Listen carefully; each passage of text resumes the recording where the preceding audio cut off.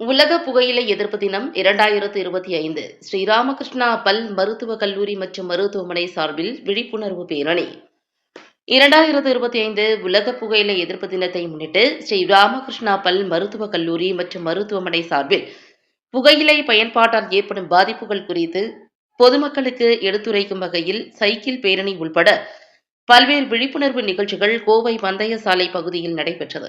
முதலாவதாக இந்த சைக்கிள் பேரணியில் சுமார் 200 மாணவர்கள் கலந்து கொண்டு சாரதாம்பாள் திருக்கோவிலில் துவங்கி பந்தய சாலையை சுற்றி வந்து மீண்டும் சாரதாம்பாள் கோவில் பகுதிக்கு வந்து சேர்ந்தனர்.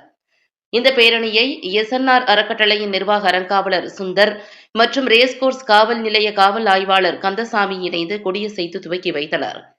இந்த நிகழ்வில் சி.வி. ராம்குமார் தலைமை செயல் அதிகாரி, டி. மகேஷ்குமார் தலைமை நிர்வாக அதிகாரி, எஸ்என்ஆர் சன்ஸ் அறக்கட்டளை, டாக்டர் தீபானந்தன் முதல்வர், டாக்டர் அருண் கே. சைமன் துறை தலைவர், பொது சுகாதார பல் மருத்துவம், ஸ்ரீராமகிருஷ்ணா பல் மருத்துவக் கல்லூரி மற்றும் மருத்துவமனை மற்றும் கல்லூரியின் மாணவர்கள், பேராசிரியர்கள் கலந்து கொண்டனர். நான் மருத்துவர் அருண் கே. சைமன், ஸ்ரீ ராமகிருஷ்ணா பல் மருத்துவமனை மற்றும் மருத்துவக் கல்லூரியில் பேராசிரியராக இருக்கிறேன். சமூக பல் மருத்துவ பிரிவில் பேராசிரியராக இருக்கிறேன்.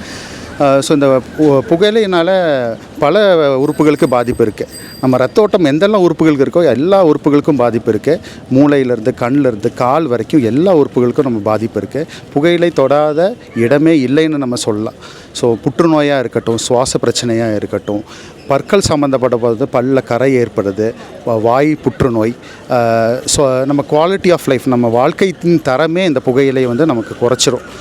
ஸோ இந்த ராமகிருஷ்ணா பல் மருத்துவக் கல்லூரி இன்றைக்கி ஒரு சைக்கிள் பேரணி ஆர்கனைஸ் பண்ணியிருக்காங்க இந்த அவேர்னஸ்க்காக. ஸோ இதன் மூலமாக எங்கள் சார்பாக நாங்கள் கேட்டுக்கொள்கிறோம், புகையிலை பழக்கத்தை ஆரம்பிக்க வேண்டாம். அப்படி நீங்கள் புகையிலை யூஸ் பண்ணிகிட்டு இருந்தீங்கன்னா கண்டிப்பாக குவிட் பண்ண முயற்சி பண்ணுங்கள்.